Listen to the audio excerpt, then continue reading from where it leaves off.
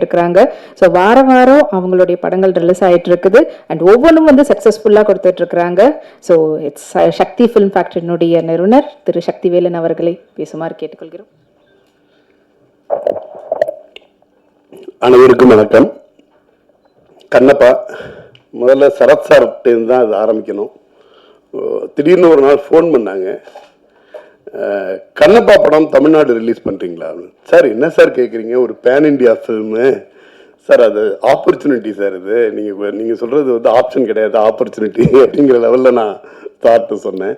இல்லை ஆக்சுவலாக வந்து தமிழ்நாடு ரிலீஸ் பற்றி நான் பேசிக்கிட்டு இருக்கும் பொழுது நான் உங்கள் பேரை சொல்லலாம் அப்படின்னு யோசித்தேன். நான் உங்கள்கிட்ட சொல்லாமல் சொல்லக்கூடாதுன்னு சொல்லிட்டு ஜஸ்ட்டு கால் பண்ணேன். கண்ணப்பா படம் தமிழ்நாடு நல்லபடியாக ரிலீஸ் பண்ணி கொடுத்துருங்க. ஏற்கனவே வந்து சார் வந்து என்னோட ஒர்க்கை வந்து போர்த்தொழில், பரம்பொருள் இதில் எல்லாமே பார்த்துருக்காங்க. அந்த நம்பிக்கைன்னு நினைக்கிறேன். Thank you Sarathkumar sir. இது சொல்லி முடிச்சுட்டு திருப்பி இம்மிடியட்டாக கால் பண்ணாங்க. நான் அங்கே சொல்லிட்டேன், தமிழ்நாடு நீங்கள் பண்ணுற மாதிரி இருக்கும், மற்ற விஷயங்கள் நீங்கள் நேரடியாக பேசிக்கோங்க அப்படின்னு. யூஸ்வலாக வந்து ஒரு நெகோசியேஷன் இருக்கும், எல்லாருக்கும் தெரிஞ்சது தானே. இதோட இது என்ன மாதிரி பண்ண போகிறோங்கிறத பற்றின ஒரு நெகோசியேஷன் இருக்கும். நான் அதை எதிர்பார்த்து சரி யார்கிட்ட இந்த கால் வரப்போகுது அப்படின்ட்டு இருந்தேன். அப்போ ஒரு கால் வந்துச்சு. கால் வந்தப்போ சரி லீகல் டீம்லேருந்து பேசுவாங்க அல்லது நெகோசியேஷனுக்காக உள்ள பர்சன் பேசுவாங்க, பிஸ்னஸ் பீப்புள் பேசுவாங்க அப்படின்ட்டு எடுத்தா விஷ்ணு மஞ்சு சார் பேசினார். எனக்கு ஷாக்கிங்காக இருந்துச்சு. ஒரு மிகப்பெரிய பேன் இண்டியா ஃபில்மோட ஹீரோ நேரடியாக ஃபோன் அடிச்சுட்டு தமிழ்நாடு நீங்கள் ரிலீஸ் பண்ணுறீங்க அப்படின்னு சொல்லிட்டு ரெண்டு வார்த்தை மட்டும்தான் சொன்னார். எங்கள் குழந்தைய உங்கள்கிட்ட ஒப்படைக்கிற மாதிரி ஒப்படைக்கிறோம், நல்லபடியாக ரிலீஸ் பண்ணுங்க அப்படின்னாங்க. எனக்கு எதுவுமே சொல்ல தோணலை. ஒரு சின்ன நெகோசியேஷன் இல்லை. அந்த படத்தை பற்றி இவ்வளோ பட்ஜெட்டில் பண்ணியிருக்கோம், இதை பண்ணியிருக்கோம், அதை பண்ணியிருக்கோம், எந்த பில்டப்பும் கிடையாது. அல்லது அட்லீஸ்ட் நான் வந்து இப்படியெல்லாம் சிரமப்பட்டு பண்ணோம், அதெல்லாம் எதுவுமே கிடையாது. ஒரே வார்த்தையில் அதை முடித்தார், எங்கள் குழந்தைய உங்கள்கிட்ட ஒப்படைக்கிறோம், நல்லபடியாக ரிலீஸ் பண்ணுங்க அப்படின்னு. எனக்கு ஒரு மாதிரி சிலிர்ப்பாக இருந்துச்சு. இவ்வளோ பெரிய படம் பண்ண ஒரு ஹீரோ, ஜென்ரலாக ஒரு படத்தை பற்றி அந்த படத்தோட ஹீரோ நேரடியாக ஃபோன் பண்ணி பேசுகிறதுங்கிறது வந்து ரொம்ப ரொம்ப கம்மியாக இருக்கும். அந்த சினிமா மேலே உள்ள பேஷன் அல்லது லவ் அவரை வந்து அது மாதிரி சொல்ல வச்சிருக்கு அப்படின்னு. அது முடிச்சுட்டு ட்ரெய்லர் பார்க்குறேன். அதுக்கு பிறகு அந்த ட்ரெய்லர் வருது. ட்ரெய்லர் பார்க்குறேன். ட்ரெய்லர் பார்த்தா அந்த சிவலிங்கத்தை அவர் போய் கட்டி பிடிக்கிற ஒரு சீன் பார்த்தா அவர் பேசுனதும் அதுவும் வந்து ஒன்றா ரிலேட் ஆச்சு. அந்த சிவனை கிட்டத்தட்ட ஒரு குழந்தை மாதிரி போய் நான் பார்த்துக்கிறேங்கிற லெவலில் பயங்கரமாக இருந்துச்சு.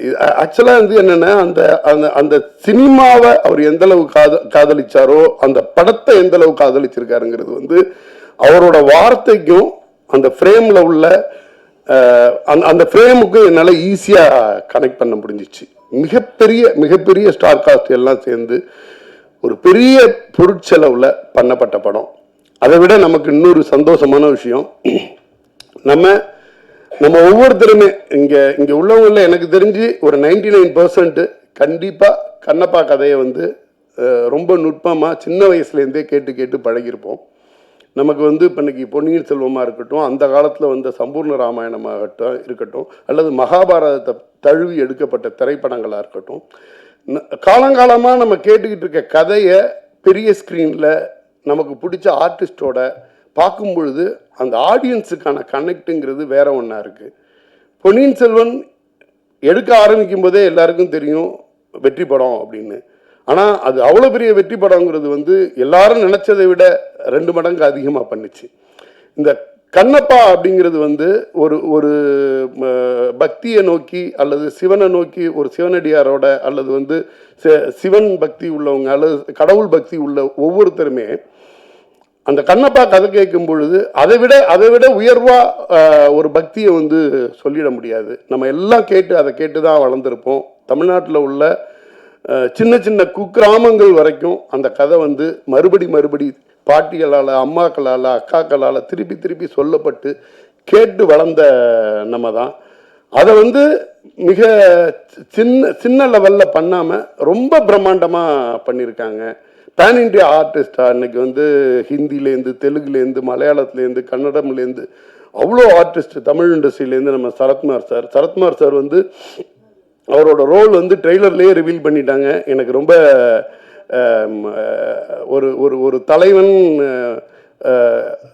கடவுள் மேலே ரொம்ப பக்தியாக இருக்கக்கூடிய ஒரு தலைவனுக்கும் தன்னோட பையன் பெரிய அளவில் பக்தி மார்க்கத்தில் இனிஷியலாக இல்லாத ஒருத்தருக்குமான ஒரு கனெக்ஷனை ஸ்டார்ட் பண்ணி ஓப்பன் பண்ணாங்க ட்ரெய்லர்லேயே.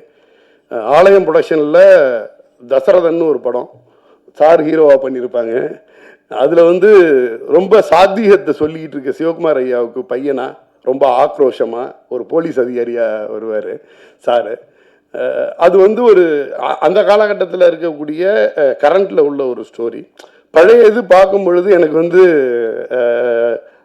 சிவகுமார் சாரோட பையனாக நடித்த சரத்குமார் சார் இன்னைக்கு வந்து விஷ்ணுமஞ்சி சாரோட அப்பாவா ஒரு தலைவனா ஒரு ஒரு முக்கிய இடத்தோட ஒரு கூட்டத்தோட குழுவோட தலைவனா ரொம்ப அழகாக எனக்கு கனெக்ட் ஆச்சு. அது என்னென்ன சாதாரணமாகவே அந்த மாதிரியான ஒரு கேரக்டர் வந்து ரொம்ப அழகாக பண்ணிட்டு போகக்கூடிய ஆள் சரத்குமார் சார்.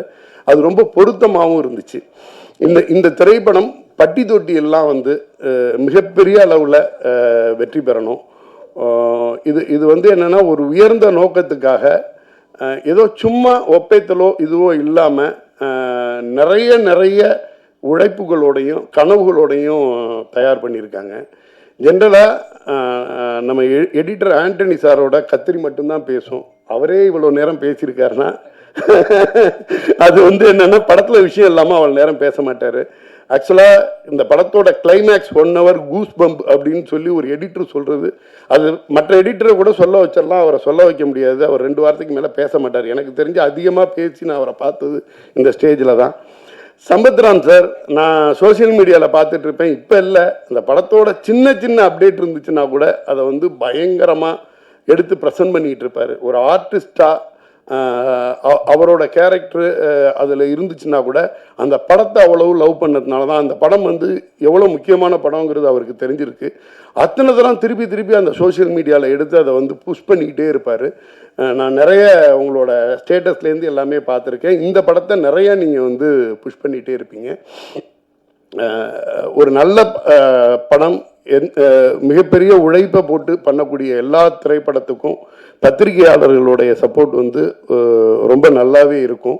நீங்களும் இந்த படத்தை எந்த அளவுக்கு மக்கள்கிட்ட கொண்டு போய் சேர்க்க முடியுமோ ஒரு நல்ல எண்ணங்களை மக்கள் மத்தியில் விதைக்கிறதுக்கான ஒரு மிகப்பெரிய கருவியாக நீங்கள் இருந்து இந்த திரைப்படத்தை தமிழகத்தில் வெற்றி பெற செய்கிற அளவுக்கு மக்கள்கிட்ட கொண்டு போய் சேர்க்குமாறு பணிமுன்போடு கேட்டுக்கொள்கிறேன். இந்த படத்துக்கு PR விஸ்வா பிரதர் அவங்களுக்கும் எனது வாழ்த்துக்களை தெரிவித்துக் கொள்கிறேன். நன்றி.